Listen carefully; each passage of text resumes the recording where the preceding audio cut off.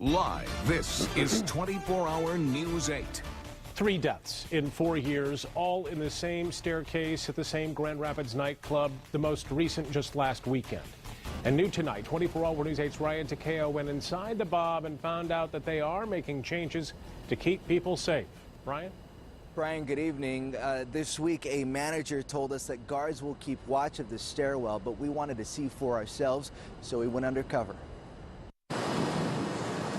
It was hours before the B.O.B normally gets busy. We went at about 9 o'clock and found security guards already stationed at each of the emergency exit entrances. It's the same stairwell where 3 people have died in the last 4 years. Earlier this week, we talked to a manager at the B.O.B. He told us security would plan to usher people into the elevators instead and watch to make sure people got up and down the stairs safely. We also know management is working on a couple other alternatives at that stairwell, including a higher railing or a net. You try not to read too much into one visit and one check on security.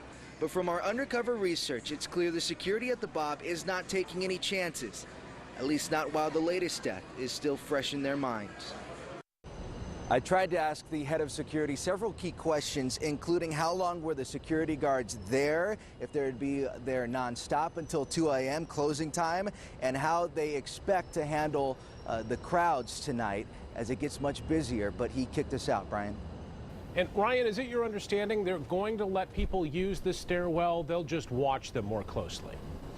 Well, yeah, earlier this week we talked to that manager and he told us that they would be making sure watching patrons as they go up and down the stairwell.